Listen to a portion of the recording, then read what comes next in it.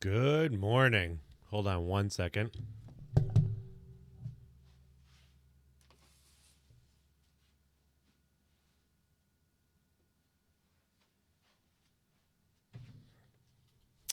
I was woefully unprepared, and I thought I was actually prepared for once.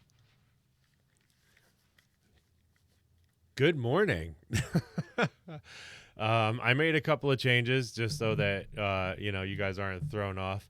Right here above my head, because I couldn't figure out exactly how to get the chatbot to work again for Stream Elements, and I wanted to make sure that I have the proper information to be able to use pretzel.rocks. And they say I pay for the premium, so they say I don't need attribution or whatever, but I want to support the artists. Without trying to sound too judgmental, I think that a lot of the music that we come across these days is very watered down and the same. And for obvious reasons, I like supporting local business, and I also really enjoy supporting small time artists. I have nothing against them getting big or whatever, but I find that a lot of the mainstream stuff is just, I don't know, it's just weird, man. But if you guys are looking for the information, it's right up here. This is the last song that was played. It should update within 5 seconds of the next song starting or whatever. So we'll see where that goes. My daughter's playing in her room. Just want to make sure that was up and going.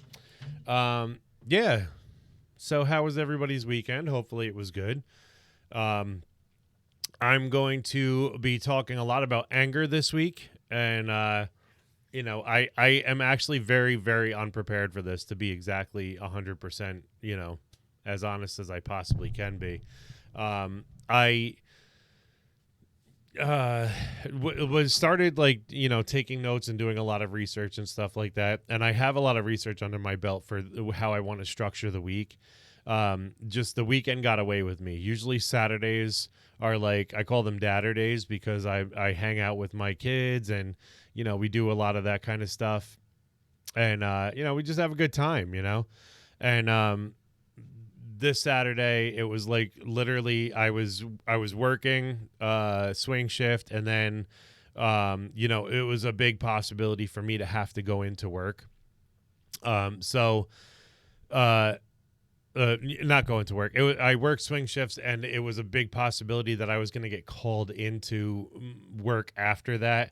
So I was working 3 to 11, and it was a really strong possibility that I was going to be continuing until 8 a.m. for, reasons because of what was going on in the hospital and stuff like that.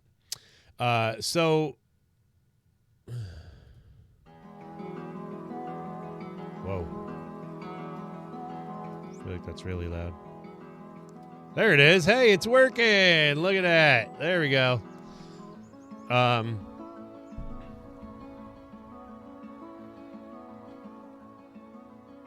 That sounds really loud to me.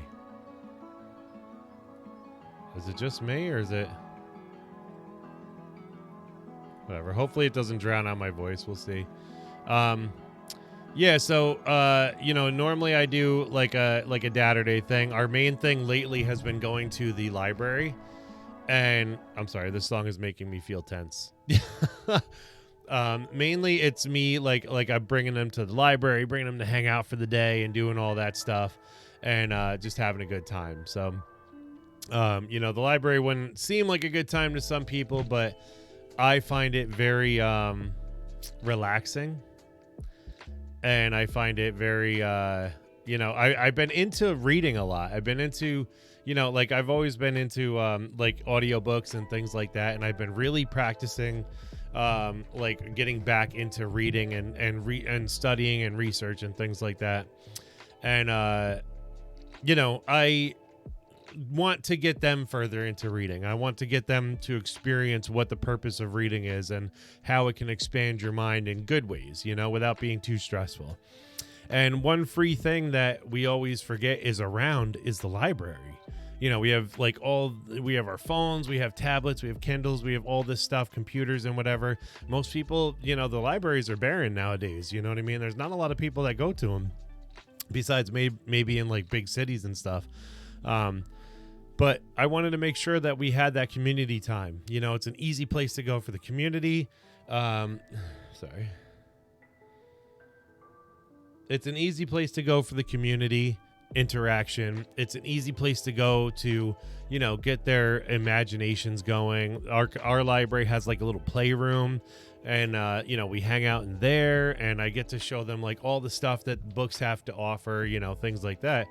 And you know, I just enjoy doing it. I enjoy you know, enjoying that time with them and having a good day. So, you know, I thoroughly appreciate that. I'm just going to move myself out of the way a little bit.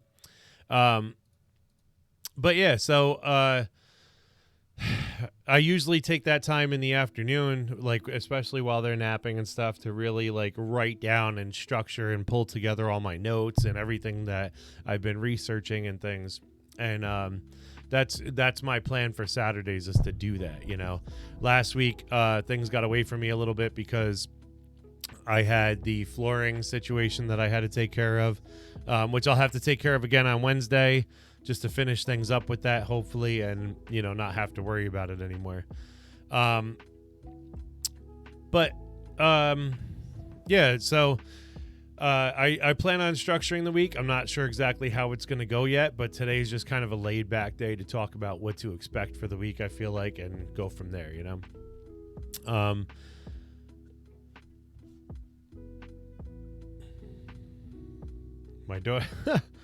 My daughter's like planking, it looks like. There we go. she was like sitting up and like not moving much, and I think she's actually like off camera playing with like a baby doll where I can't see it. So it just weirded me out real quick. But yeah, so today, Mondays are kind of generally just going to be a summary of the week and a chill day to kind of just, you know, get things together and do what we got to do. You know, most of the time for swing shifts, I'm switching from the overnight, which is why I have so much energy and I feel like I'm not dying right now. I switched from the overnight to swing shift, so I work 3 to 11. Excuse me. And it works out better, but it's still like I don't really get that much sleep because I get home by like 12, right? And by like midnight. And then by the time I put my stuff away and you know, shower and stuff and do what I got to do, it's usually around 1:30, right? And clean up a little bit around the house and get things together for the morning and stuff like that. So and I wake up, like this morning I woke up by 6:30. So not a lot of sleep there, you know, but still more than if I had to stay up for 24 hours. So we're working on it. It'll come together a little bit better, but, and not every night do I go to bed so late. It's just, you know, I had to stay for a stat call to, you know, there's a dog that what we call coded, and you know, it was a dog that was oxygen dependent and he had stopped breathing, and, you know, so we started to perform CPR and things. And we unfortunately did not get him back, but that's what, you know, I stayed for to help out, you know.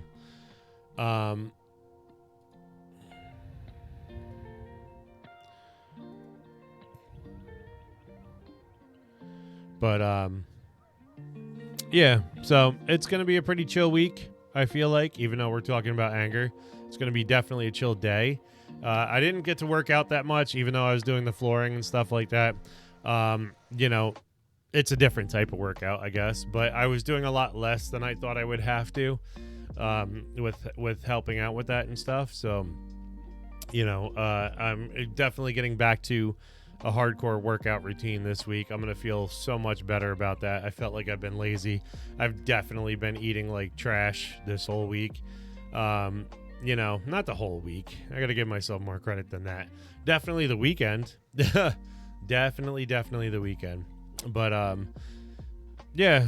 So how I think I want to structure it is, like, today I wanted to introduce the ideas about like different aspects of anger that we don't really consider, or I don't think that are really considered. And I wanted to actually share a video today and maybe revisit it at some point during the week, about restructuring your anger so that it empowers you. And it's something that I had spoken to my therapist about, and I said, underlying a lot of the emotions that I feel, I've oftentimes related to like the Hulk or Wolverine in comic speech. I speak a lot in metaphors when I try to relate something relatable to my situation that I'm trying to explain. I tend to rely heavily on the aspect of comic books, because it's something that people know from the movies. It's something that me and mine people can connect to, and kind of relate to like the stories and stuff like that, But how the Hulk in the Avengers movie was like, do you really want to know my secret or whatever? I'm always angry, like that type of thing.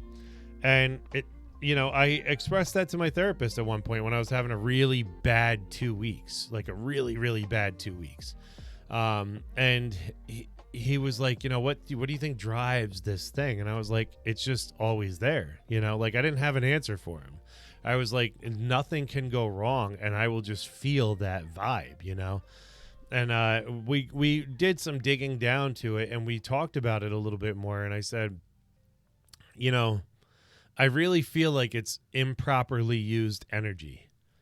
And he was like, can you elaborate on that? I said, yeah. I said, I've never quite thought about it so deeply. This was over the course of a week. We talked about it 1 week, and then we led into it again the next week.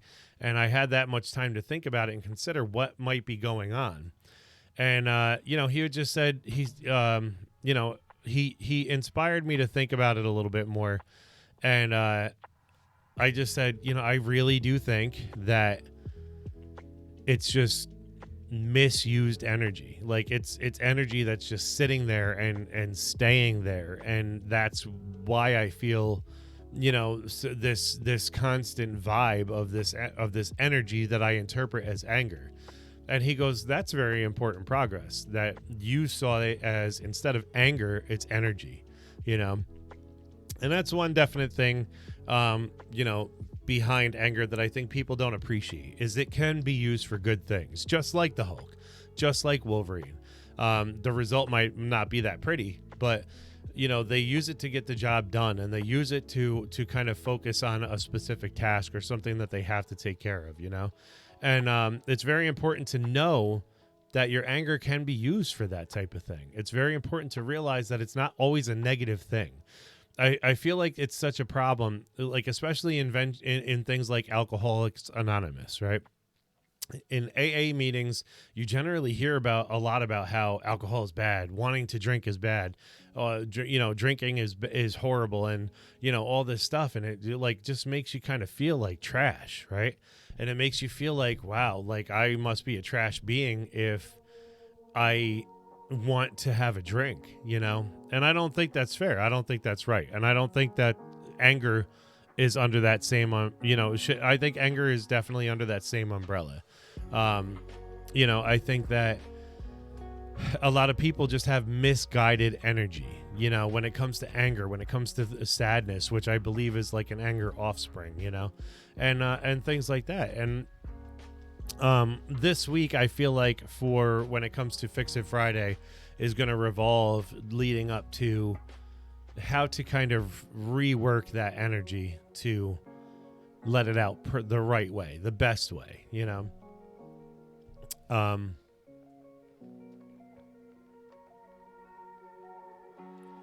Sorry, I just had coffee.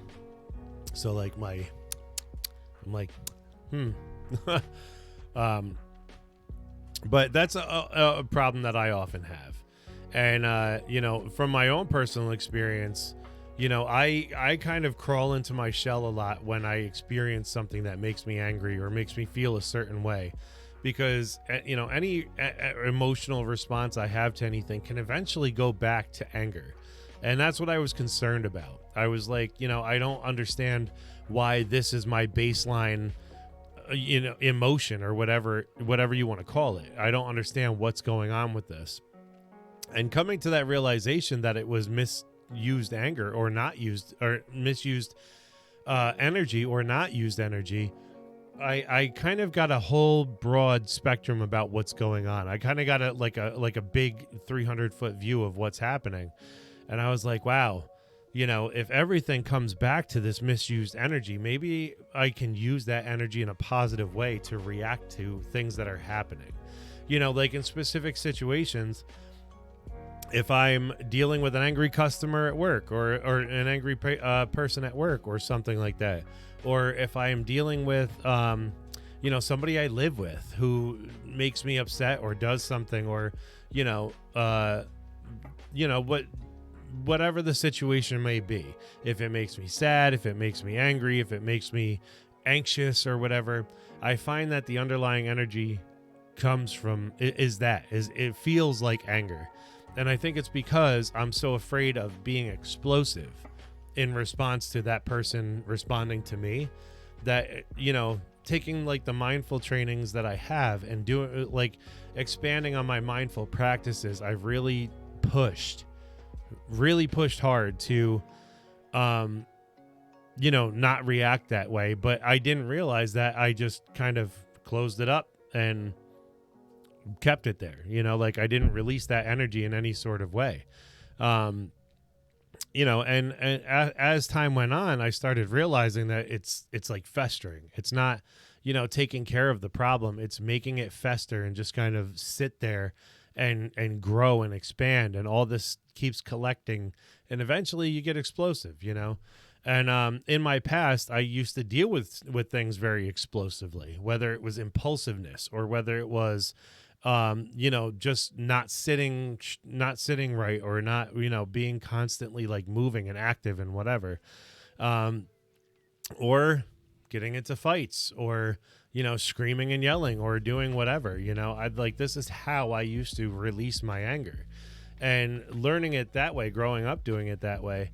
I got this idea about anger that it's safer to keep it inside, and obviously it's not. It's very bad. It's very, very bad.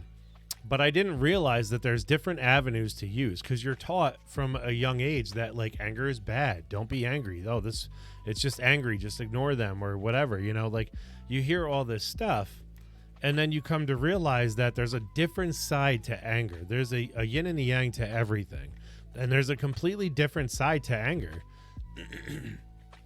where you just need to expose yourself to that light side of it, and like I said, we'll get deeper into this during the week, but I feel like it's an important topic to touch on because it's related to me a lot.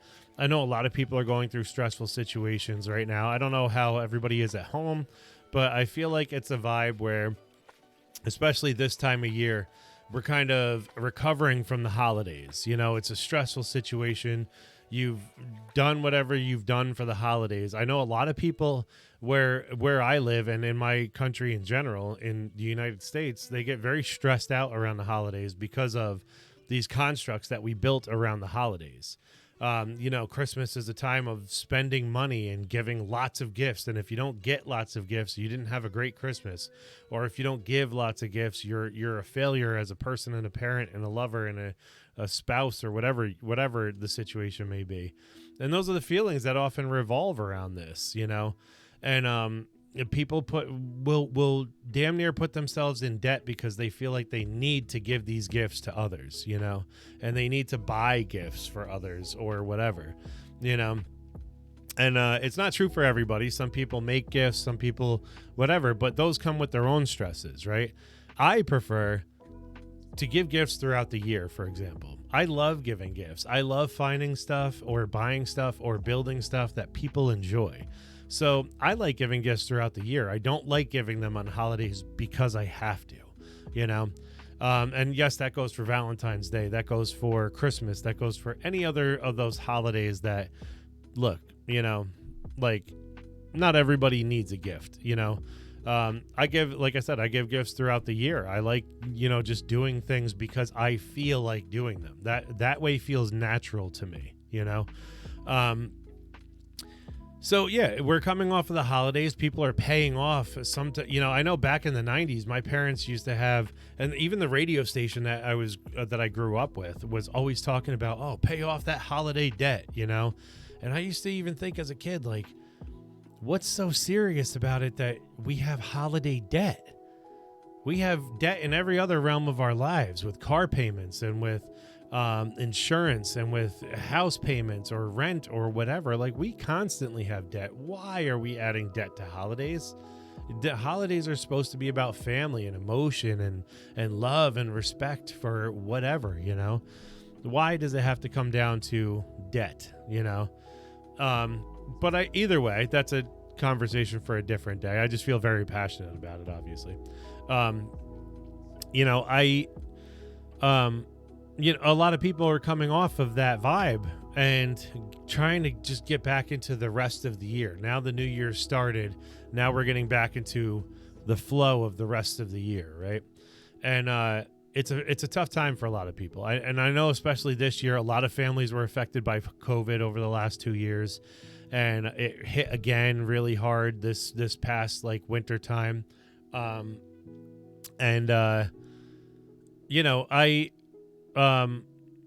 know it's hard for a lot of people, and I feel like it's just a struggle for people to get back on track after this, and I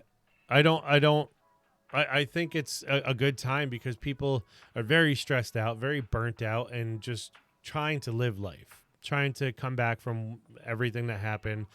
The roller coaster of the holidays, and there's so much happening at the beginning of the year that it's often kind of swept under the rug because it's like, yeah, now we're close to springtime, new beginnings and stuff like that. But there's always that depression, that anxiety, that stress, that that anger. I feel like that drives you to do something else, or to maybe do things that you wouldn't normally do, like, how you respond to people or whatever, So I just think it's a good time to start talking about it. I know I've been going through it a lot. I know, my wife has been going through it a lot with our situations, and, just having a rough time with everything that's happening all at the same time, and just dealing with things piece by piece, and it's crazy for kids. It's crazy for everybody, So I think it's a good time to talk about that stuff. I did want to take a minute to share this video. Let's see if I can get it up.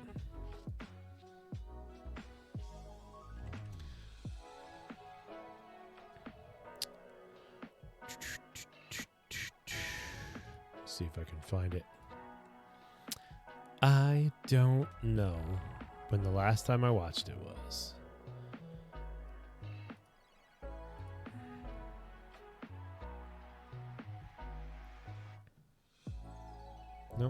Nope. Wow. I watched it a while ago, apparently. I don't like that YouTube, it will put in your history, when you watch, the watched shorts and the watched videos.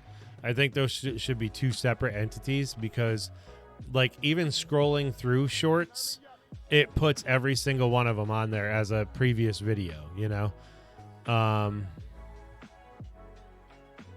think it's this one right here. Yeah, let's see.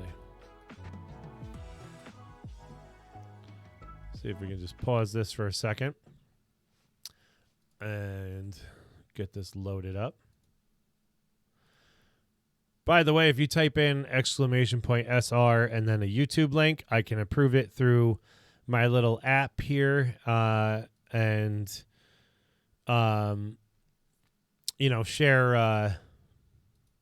share some stuff. Share some stuff with everybody. Why is this coming up so weird?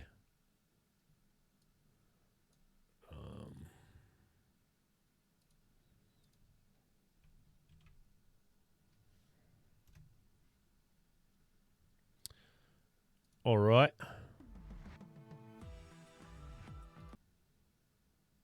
It's coming up. I don't want it to... let's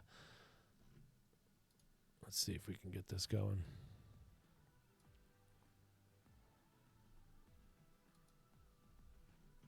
I hope this works out the right way.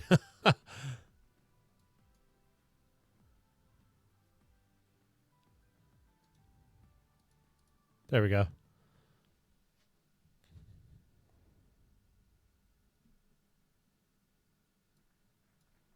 How do we turn it up? Let's see.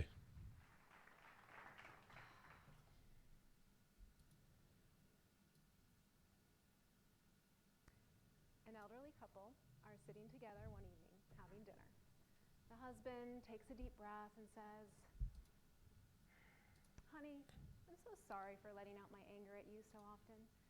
How do you manage to stay so calm when I explode like that?" She looks up from her food and says, "Well, I always just go and clean the toilet whenever you do that." There it is. "Really? That helps?" he asks. "Of course." Sorry, we're going to start this again.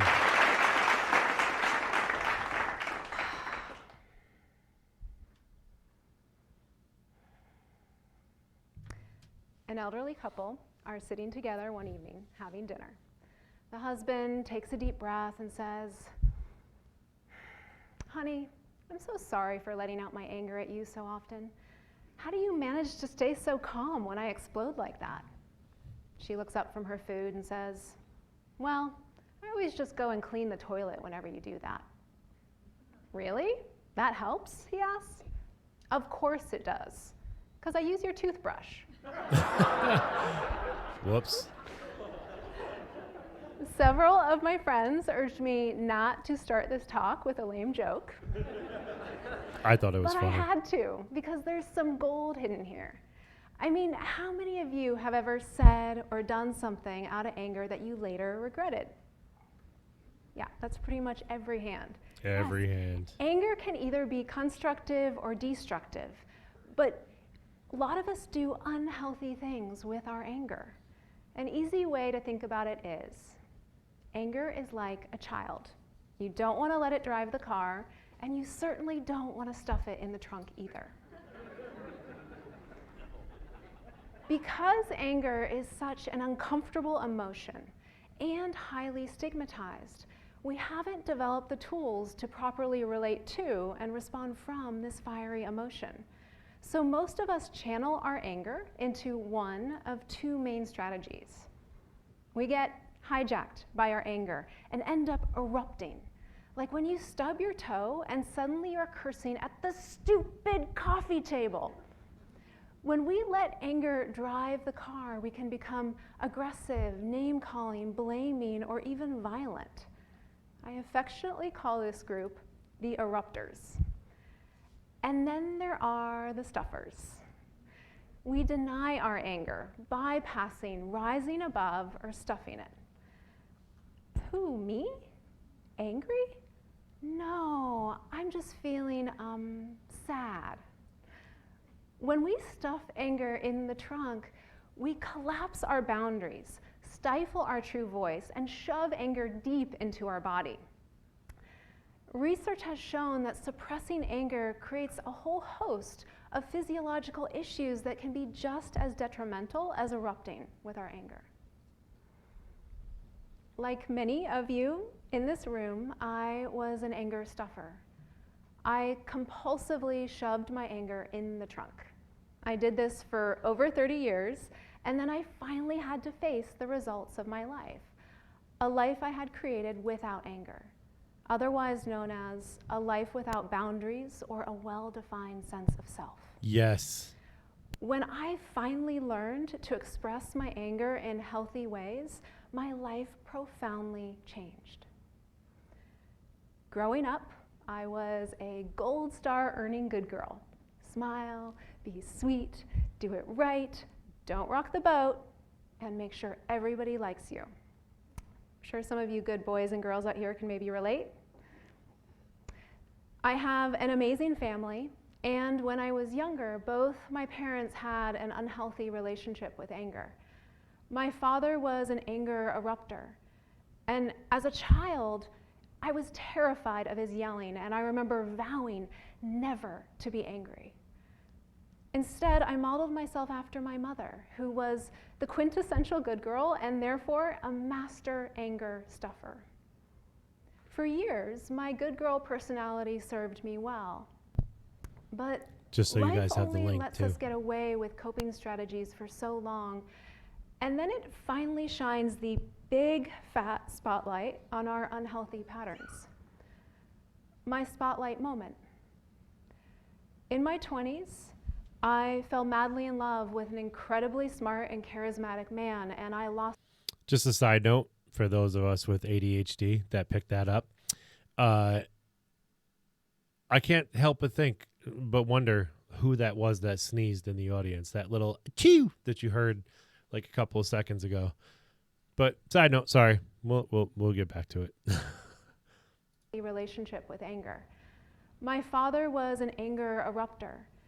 And as a child, I was terrified of his yelling, and I remember vowing never to be angry.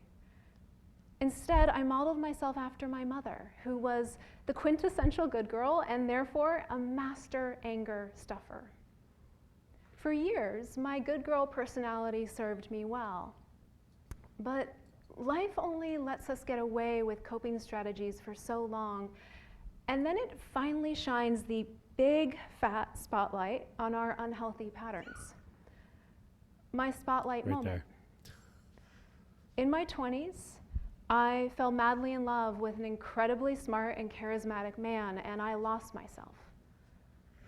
I stepped into a psychologically abusive relationship. Every day, my body, heart, and sexuality were violated. He trespassed my boundaries, and I let him. I did things I didn't want to do in order to maintain the peace and connection. It was my choice to stay, and it was an incredibly unhealthy choice with big consequences. After 4 years of this, I was a shell of a human. I was lost. As the toxicity grew, my anger was unwilling to be contained anymore. Initially, my anger surfaced as tight shoulders, neck, jaw, and then as acid reflux and panic attacks. But I ignored these bodily red flags, so my anger got louder.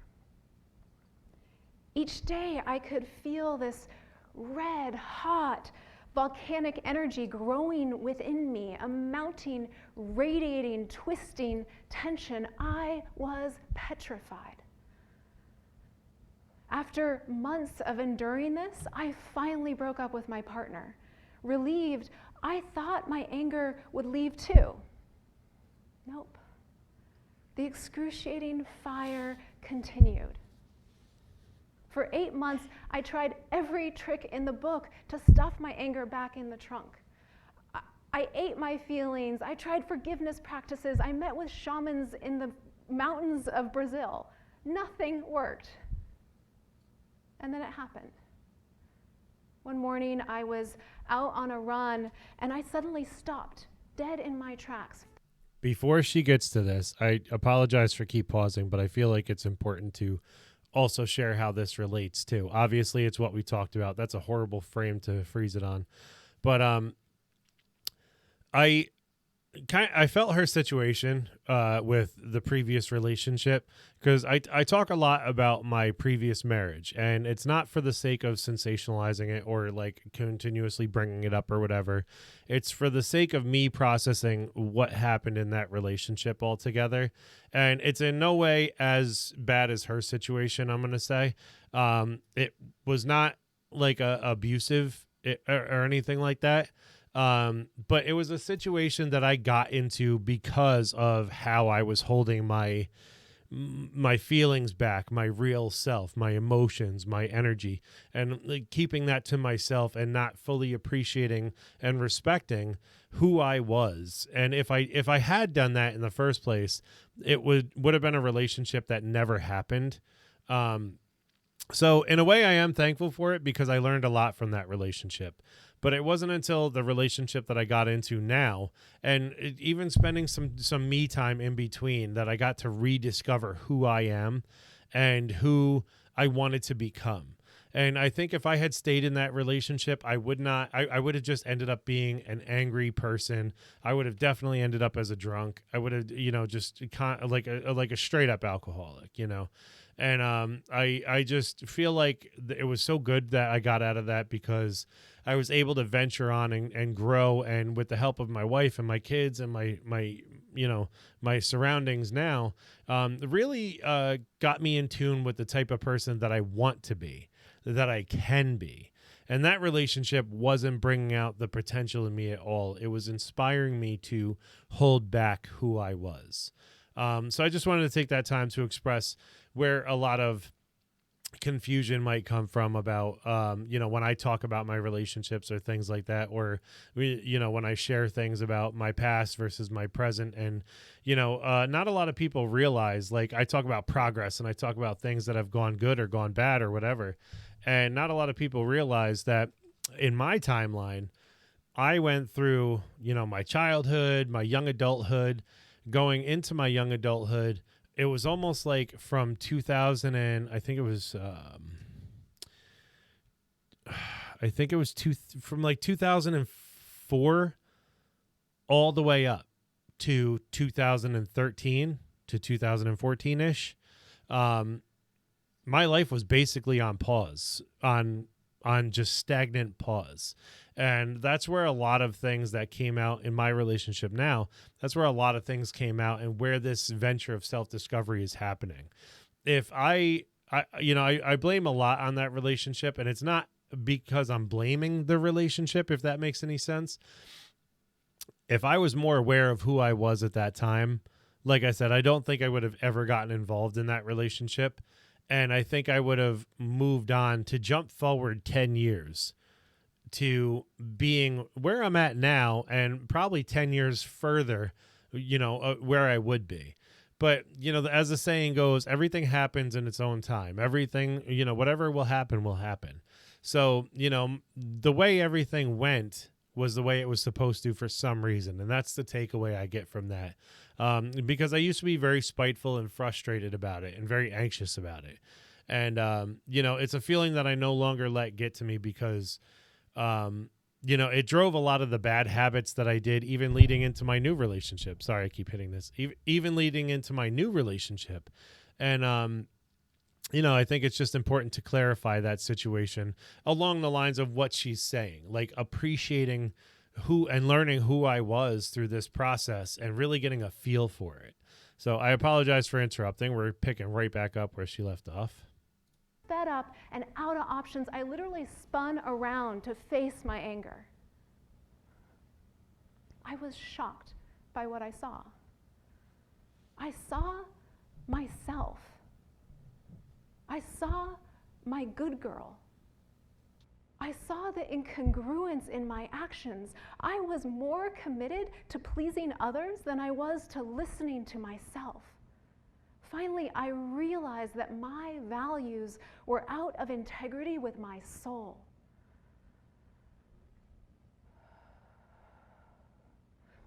Standing there on the trail, in shock and shaking, I asked my anger what it most wanted to tell me. And from deep within, I heard this fiercely protective voice say, "Stop it. Yes, you were in an abusive relationship, and what he did was wrong and will never happen again. And it is time for you to stop leaving yourself."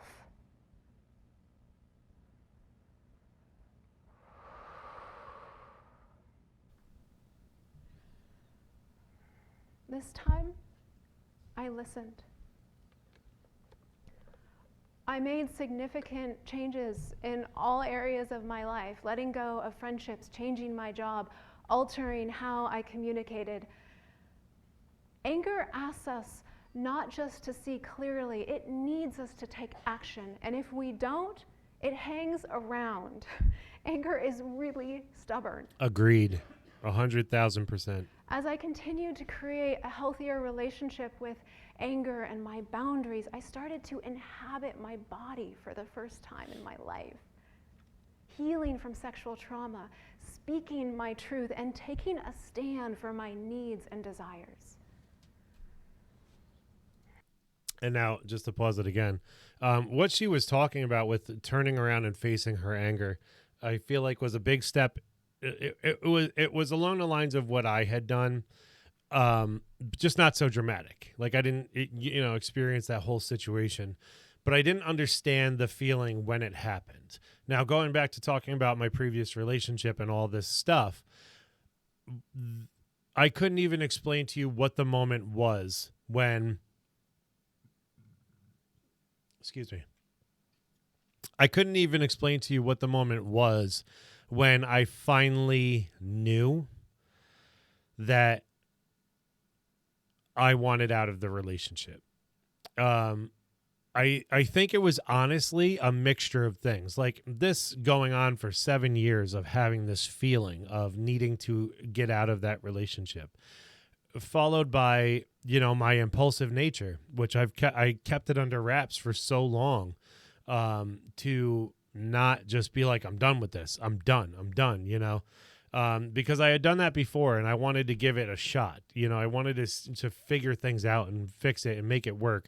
And I was going against my better intentions, or my better, I don't know what you want to call it, but I was going against my gut feeling.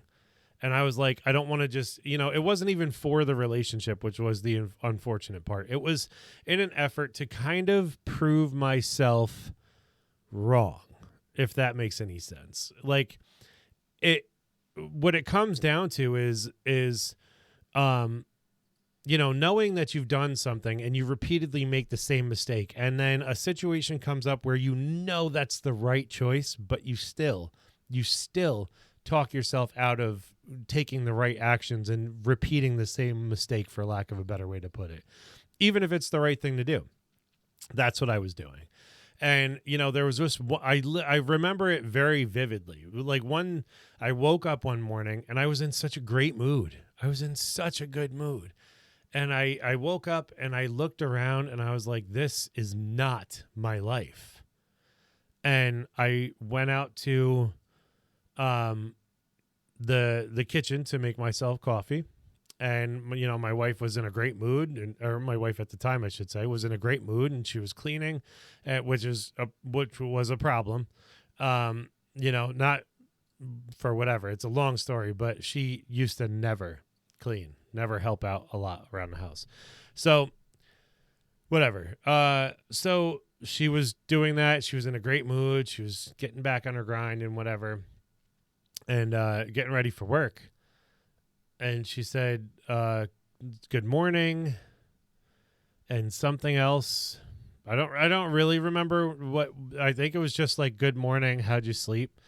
And I couldn't say anything, and I was just like, good morning. And I was like, while I was making my coffee, I remember pouring the coffee, and I was like, say it. And before my brain could process that thought process, my mouth just said, I want a divorce. And that was such an uncomfortable thing. Like, I literally froze in my tracks for a second and was like, uh-oh, did that just come out? But it was such a good thing that it did, because that was like my turning around moment, and it took a while from there. Like, it still took a very, very long time to reach the point of discovery that I'm at now. But, it was a very important moment. I think that was just a moment where my soul was literally screaming to get out of that relationship, where I was just needing, I knew on some subconscious spiritual level that I needed to get out of that relationship. And that was the method that my being chose to do, and, it was almost an outer body experience. And I think that was why I remembered it so well, because I remember that being like an absolute turning point. Everything from there turned on its head, and some in a good way, some in a bad way initially, but it all ended up being good because it's where I'm at now, in my own time, in my own space, doing, having the family that I've always dreamed about having, maybe not in the particular situation that we have, but you know, it's life. You have to take the good and the bad. You know what I mean? But in the matter of self-discovery and dealing with my emotions and my anger, it was the first step. Things got harder from there. Things got way more difficult as I was on my own rather than in a relationship, and feeling myself out and kind of going through my college days 10 years after they were due. It was just such a crazy transitional period, but I'm so happy that I got the experiences that I did and got that experience to really make me know, like, don't wait until it gets here because it's just going to end up bad. So I'm just going to go back and replay it.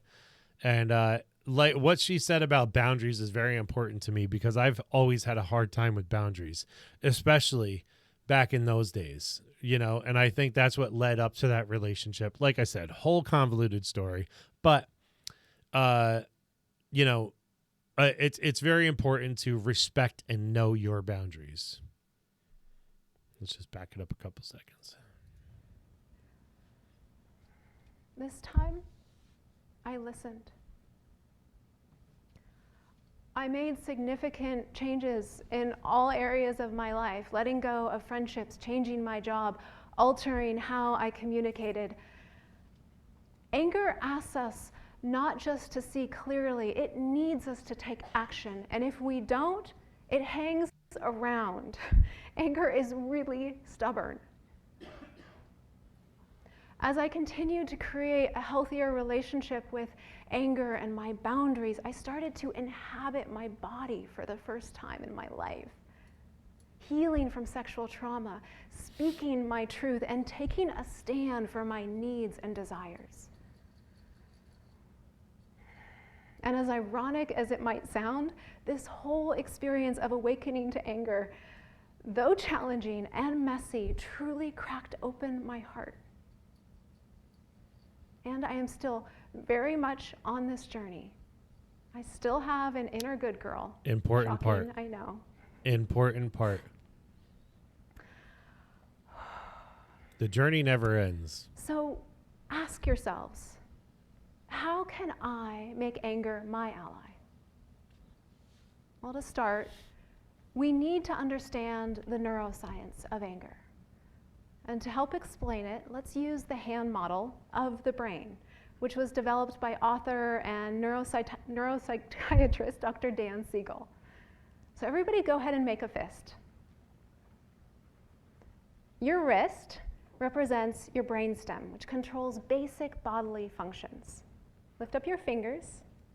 Your thumb represents your amygdala, and this whole subcortical region is the more emotional and reactive part of the brain. You can close your hand. The front of your fingers represents your prefrontal cortex, and this is the wise and rational part of your brain.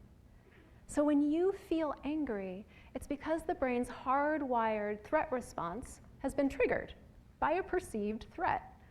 With lightning speed, a whole physiological response is activated in your body, preparing you for fight if you're an anger eruptor, or flee or freeze if you're an anger stuffer. However, inside your brain, when the threat response is triggered, you flip your lid. Everybody go ahead and lift up your fingers. Yeah, instantly you lose contact with the rational prefrontal cortex, and instead, the reactive amygdala hijacks your brain. You can put your hands down. In essence, it's like you've put your 4-year-old self in the driver's seat. Dangerous. So how do we get the adult back in the driver's seat? How do we support the wise prefrontal cortex in reclaiming the steering wheel, but still allow anger to sit safely inside the car? Well, this is where mindfulness comes in. And to quote mindfulness expert Dr. Shauna Shapiro, mindfulness is paying attention with kindness and curiosity. Research has shown that Mindfulness practices support the growth of the regulatory fibers from the prefrontal cortex to the lower regions of our brain, helping our wiser brain to come back online when anger is present, or even the threat response.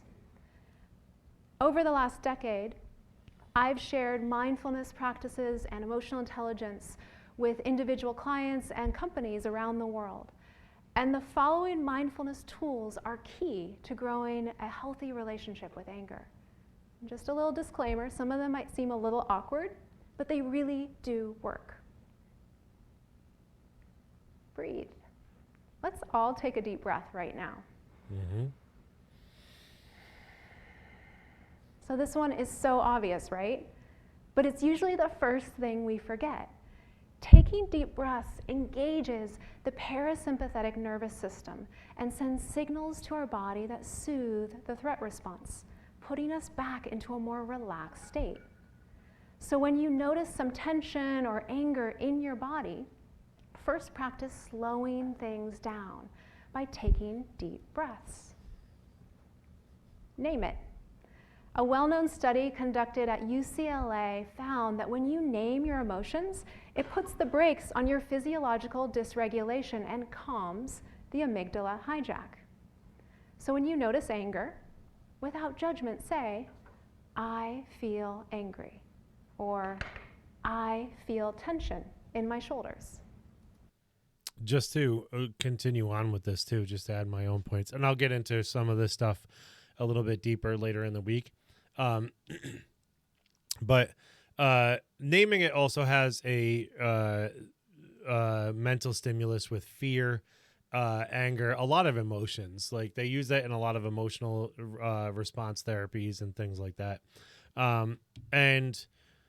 Like I've seen it to the point where people literally give it a name. They literally name it as though it's like a personality or something. Because sometimes you get so into this emotion that you don't feel like it's you anymore. You feel like it's the emotion. And it's important to recognize when you do that. What I have done, because I don't know, like I feel it's a separate personality or something like that, or like a separate thing that I get into when I get into these emotional things.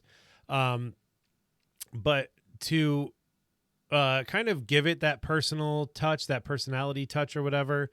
I'm not a drawer, but or like an artist of any kind of facility with, I just kind of do stuff, and so like I started drawing on this drawing app on my phone, and I actually gave it a form. And what I did was kind of like freehand writing, or like, subconscious writing or whatever. I gave it just a form, and I kind of just started, throwing some lines up and sketching some stuff. And I was like, how do I feel? Where do I feel like my hand should go? That type of thing. And I gave it a form, and, it making me look at it. I was like, wow, there it is. There it is. This underlying thing is just this right here. And it gives you like a better understanding of it when you it gives you a better understanding of it when you see it in such a way that your mind can interpret it back to you. Like this, it's literally your mind puking it out, and then you kind of cleaning it up and seeing what was there. You know what I mean? And I think it's a very valuable thing, whether you're artistic or not. I think it's a good idea to either follow her example or give it a name. Bob, Fred, Sheila, Shannon, whatever. Give it a name, or give it like a form, and really show it to yourself in all of its truest form. That way you know how much power it has, what it actually looks like, what it feels like. It's a different interpretation of it.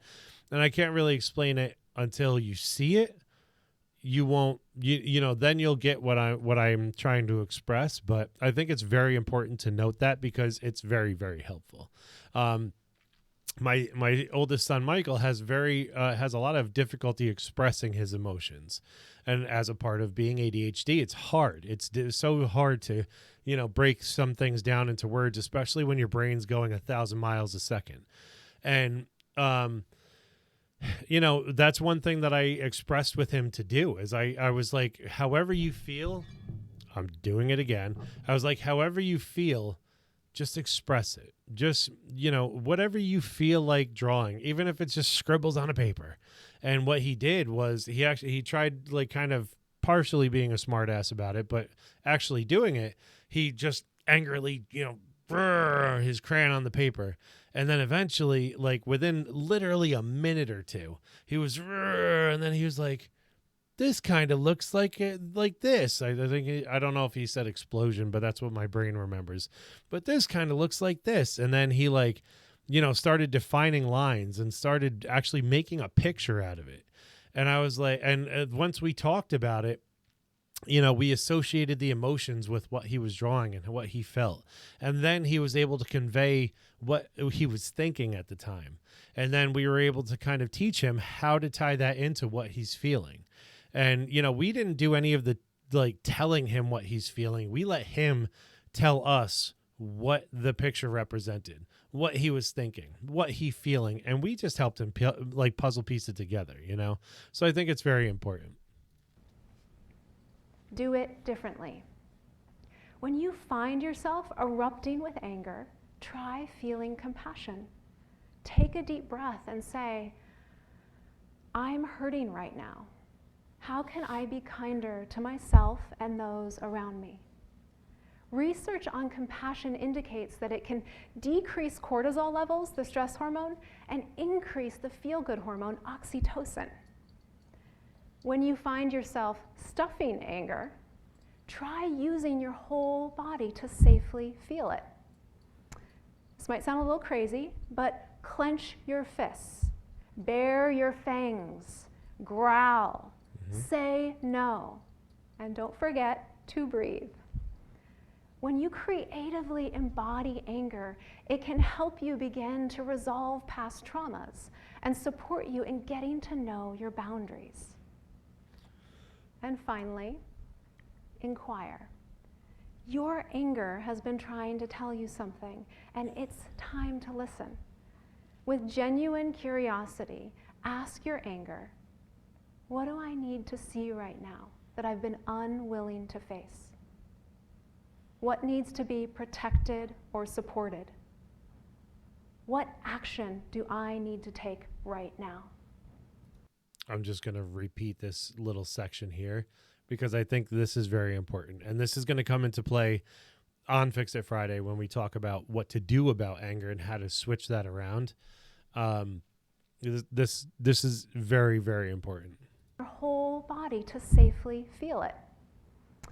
This might sound a little crazy, but clench your fists, bare your fangs, growl. Not necessarily this part, but yes, do this too. And don't forget to breathe. Because sometimes it gets you out of it. When you creatively embody anger, it can help you begin to resolve past traumas and support you in getting to know your boundaries. And finally, inquire. Your anger has been trying to tell you something, and it's time to listen. With genuine curiosity, ask your anger, what do I need to see right now that I've been unwilling to face? What needs to be protected or supported? What action do I need to take right now? 100%. 100%. An easy way to remember these tools: when you flip your lid because of anger, there are 4 fingers of your prefrontal cortex that need to come back online. Breathe, name it, do it differently, inquire.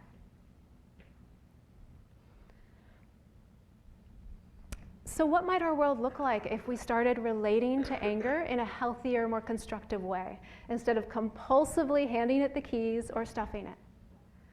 Well, when more of us begin to see anger as an ally, not as a foe, we open to the many gifts this emotion offers us. When anger is our ally, we see this emotion as the flashing red warning light for the things that we or others are trespassing. Anger reveals our boundaries. When we begin to own anger in our body, We can start to thaw the parts of ourselves that have been locked and frozen in trauma. Anger heals trauma. And finally, anger urges us to come out of denial and see clearly. But we can't just stop there. Anger hangs around until we take action on what we see. Anger inspires action. There's a lot of chaos in our world right now. Our country is more polarized than ever before. People are waking up to widespread inequality and injustice. Our natural environment is being destroyed. People are angry. With all the great challenges humans are going to continue to face, just imagine what it might look like if so many more of us were in healthy relationship with our anger, exercising our power wisely, and channeling this vital energy towards improving our lives and the world around us. So the next time you feel angry, will you pause, take a deep breath, and get to know this potent ally? Thank you.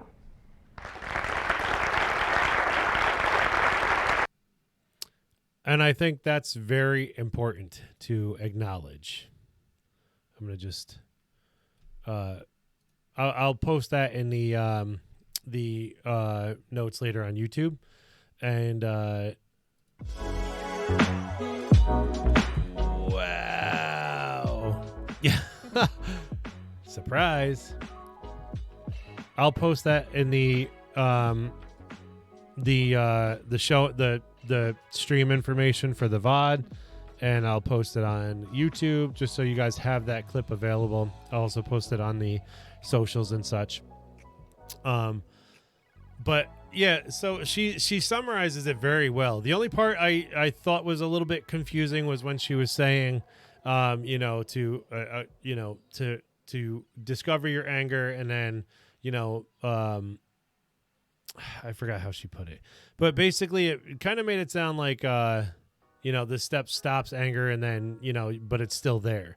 And, you can approach the situation with a level head type of thing. And I think that's the only part that's a little bit, but do you, I find that after I take care of the anger, I can come out with a more level head. But the practice of mindfulness is, I think, what she was touching on there, is asking, in that moment, what is the anger about? What is the frustration about? What's the pain, and then how, in that moment, taking that deep breath and really coming into yourself and just saying, like, I need this. This is what I need.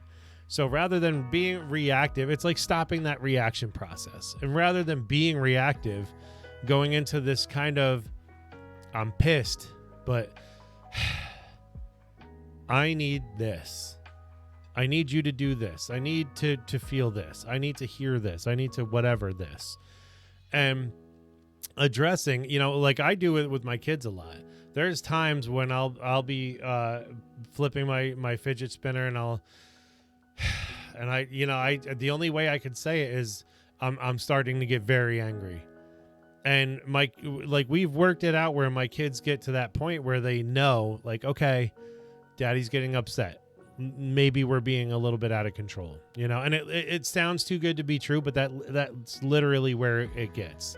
Because I used to be a person about yelling and screaming all the time, and not, but like I'm a loud person, and I don't want to rule the roost out of terror or fear or anything like that. I don't want to be that father. I want to be the father that teaches them how to appropriately deal and work with their emotions and be healthy with their emotions. As she was saying in there too, how much of a better world would it be if we were all taught to appreciate and be better, have a better relationship with our emotions? I think that's extremely, extremely important, especially with our kids, especially with our kids. We need to be super aware of that, and so, that's where I'm at now, And I've expanded my time before I have to get to that point, and I've, been practicing a lot. And it takes compared to what it used to. I used to kind of go right to the yelling stage or the getting loud stage, and then I kind of backed it up to the do I need to get loud, like that type of thing. And then I backed it up to, I'm getting upset, and then I backed it up to being able to talk them through it and being like, guys, listen, let's relax a little bit here. Let's calm down. And then after a minute, if it gets up to that point, I'm getting upset, and they've learned to appreciate that. It's taken a very long time, but they've learned to appreciate that, and they've learned to really connect with that and be like, okay, maybe we should pay attention to what daddy's saying, And that's my opportunity to explain things and to say, I don't mind you guys doing whatever you're doing or being crazy, being loud, being destructive, whatever. But this is not the time or the place for it. Here's how we can do this. But right now, we have to do whatever we're doing. You know what I mean? And there's a process to it.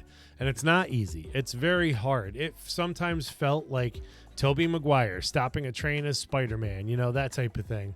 But the point is, he stopped the train, and it's, even if you feel like that train's going to push you over, you have the power to stop that train.